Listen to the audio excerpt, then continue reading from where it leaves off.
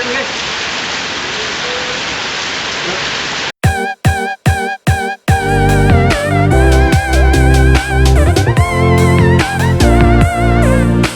Alright guys, ngomong-ngomong tentang hujan nih, di topik meteorologi kita kali ini kita akan bahas tuntas tentang hujan guys.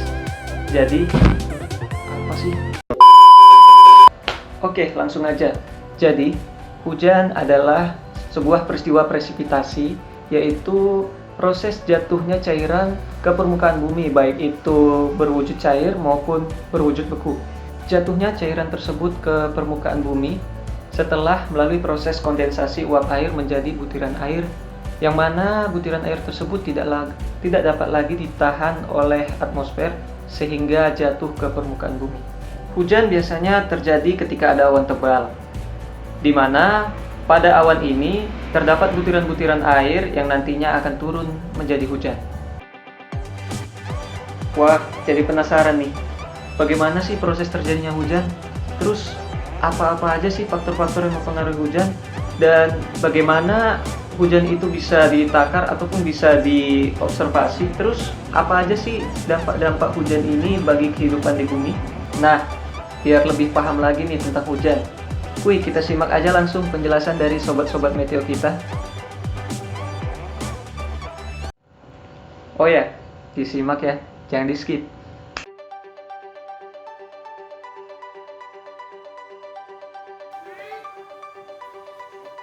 Sekarang kita akan membahas bagaimana sih proses terjadinya hujan. Jadi, proses terjadinya hujan itu kuncinya adalah penyinaran matahari. Sinar matahari membawa energi yang akan memanaskan semua perairan yang ada di permukaan bumi. Perairan-perairan yang dipanaskan seperti lautan, sungai, danau, kolam, dan lain sebagainya. Karena pemanasan ini akan terjadi penguapan di perairan-perairan tadi. Uap-uap air ini akan naik pada sebuah ketinggian tertentu dan akan mengalami sebuah peristiwa yang disebut dengan kondensasi. Peristiwa kondensasi ini sendiri terjadi karena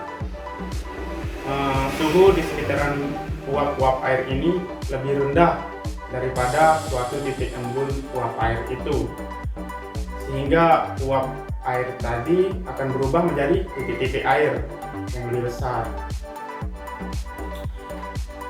Pada butir-butir air ini akan menggabungkan diri. Proses ini disebut dengan koalensi dan akan semakin membesar akibat dari turbulensi udara. Butir-butir air ini akan ditarik oleh sebuah gaya gravitasi bumi sehingga terjatuh ke permukaan bumi. Dan ketika jatuh ke suatu permukaan bumi, butir-butiran air ini akan melewati sebuah lapisan di bawahnya yang lebih hangat, sehingga ketika proses terjatuhnya ke permukaan bumi, sebagian kecil dari butiran air ini akan menguap dan sebagian lagi sisanya akan jatuh ke permukaan bumi sehingga terjadinya hujan.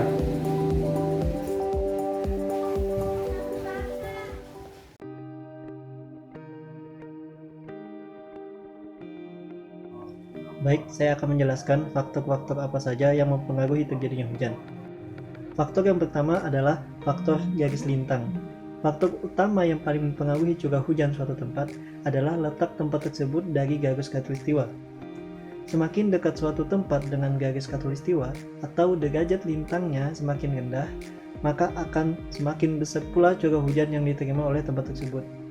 Begitupun sebaliknya, semakin jauh suatu tempat dari garis khatulistiwa atau derajat lintangnya semakin tinggi, maka akan semakin kecil pula curah hujan yang diterimanya. Pengaruh garis lintang terhadap curah hujan dapat terjadi karena tingginya suhu udara yang terdapat pada daerah dengan derajat khatulistiwa yang rendah, sehingga memungkinkan terjadinya penguapan yang tinggi pula.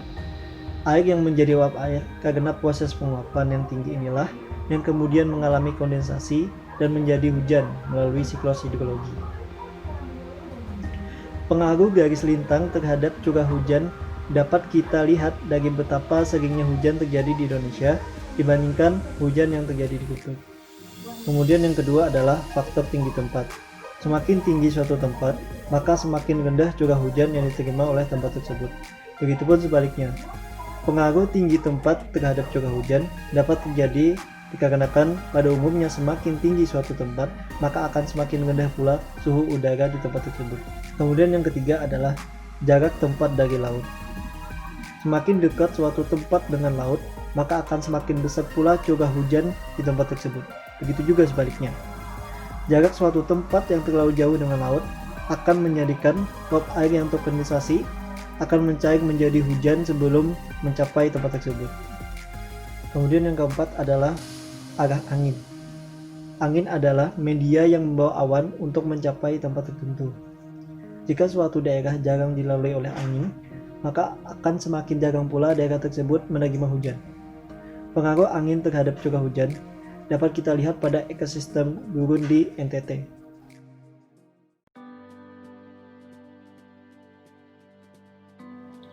Alat penakar hujan, cara penggunaan dan pengamatan. Curah hujan adalah jumlah air hujan yang jatuh di permukaan tanah selama periode tertentu. Diukur dalam satuan tinggi di atas permukaan horizontal apabila tidak terjadi penghilangan oleh proses penguapan, pengaliran, dan peresapan. Satuan yang digunakan adalah milimeter. Untuk keperluan sinoptik, curah hujan diamati dengan menggunakan alat penakar hujan yang setiap 3 jam sekali ditakar, yaitu jam 00, 03, 06, 09, 12, 15, dan seterusnya. Alat penakar hujan ada beberapa macam atau beberapa tipe. Yang biasanya dipasang di dalam taman alat meteorologi adalah A. Penakar hujan biasa atau tipe OPS. Penakar hujan biasa termasuk tipe kolektor yang menggunakan gelas ukur untuk mengukur air hujan. Penakar hujan ini terbuat dari lembaran seng BWG 24 dengan panjang atau tinggi kurang lebih 60 cm. Dicat putih atau aluminium untuk mengurangi pemanasan atau penguapan air akibat panas matahari. Cara mengukur curah hujan dari penakar hujan OPS.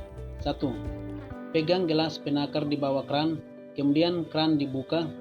2. Baca dan catat besarnya curah hujan yang tertampung pada gelas penakar. 3. Jika curah hujan diperkirakan melebihi isi gelas penakar, kran ditutup dahulu. Lakukan pembacaan dan catat pada kertas tersendiri.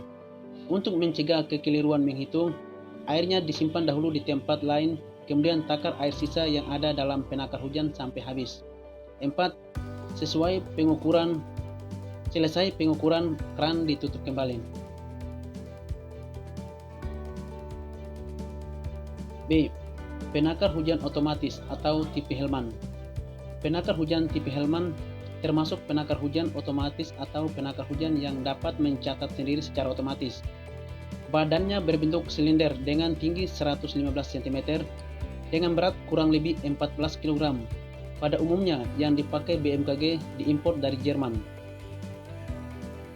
Air hujan yang jatuh pada mulut penakar hujan akan terkumpul dalam tabung silinder kolektor tempat pelampung. Air yang masuk atau tertampung di dalam tabung menyebabkan pelampung serta tangkainya terangkat naik.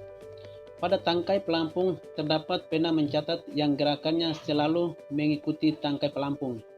Gerakan pena tercatat pada pias yang digulung pada silinder jam yang terputar. Tabung silinder kolektor memiliki daya tampung maksimal senilai dengan curah hujan 10 mm. Tepat pada saat kolektor penuh, maka air senilai 10 mm tersebut tercurah habis keluar melalui pipa pembuangan untuk kemudian masuk ke dalam ember penada. Bersamaan dengan peristiwa ini, maka pelampung turun ke dasar dan pena kembali ke titik nol pada kertas pias. Jika hujan masih berlanjut, selanjutnya tabung kolektor akan terisi kembali, diikuti naiknya pena pencatat. Proses pengisian dan pengosongan ini akan terus berlangsung sampai hujan berhenti.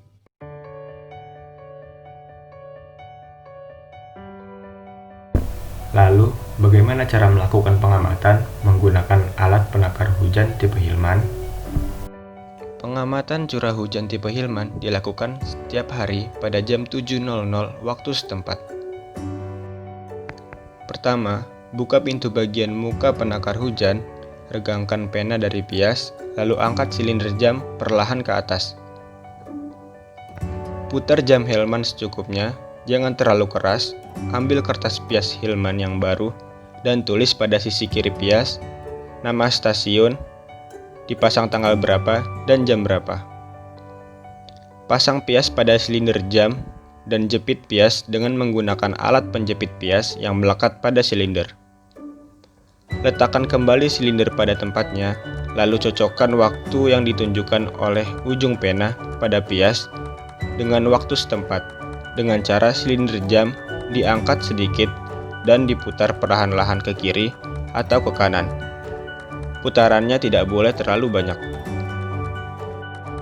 Isi pena dengan tinta tidak perlu penuh, cukup 3/4 bagian saja agar tinta tidak mudah tumpah pada waktu pengisian, pada waktu pergantian pias, dan pada keadaan cuaca lembab.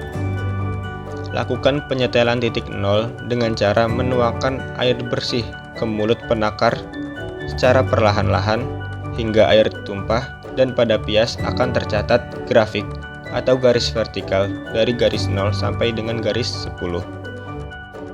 Pada keadaan akhir ujung pena harus menunjukkan garis 0 pada pias. Tutup kembali pintu penakar hujan Hillman, dan untuk keamanan, pintu tersebut dapat digembok. Untuk cara pembacaan pias penakar hujan tipe Hillman adalah jumlah curah hujan 1 hari atau 24 jam pada kertas pias dapat dihitung sebagai X kali 10 mm tambah Y.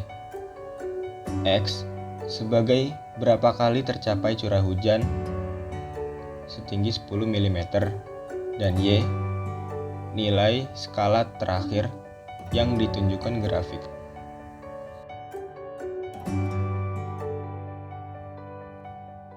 Lalu, apa dampak dari hujan? Hujan memegang peran penting di berbagai aspek kehidupan makhluk hidup. Manfaat dari hujan dapat dirasakan secara langsung maupun tidak langsung oleh manusia, hewan, dan tumbuhan. Akan tetapi, hujan juga memiliki dampak negatif apabila hujan turun begitu lebat di alam yang rusak. Air akan meluap dari sungai, lalu menjadi banjir, dan mengerosi tanah sehingga tanah akan menjadi longsor. Kita dapat mencegah atau mengurangi dampak negatif dari hujan dengan menjaga kelestarian hutan, sungai, danau, dan alam lainnya, tidak membuang sampah sembarangan, dan membuat saluran irigasi yang cukup. Ketahui juga pola musim dari daerah masing-masing. Dan jangan lupa pantau terus informasi peringatan dini dari BMKG.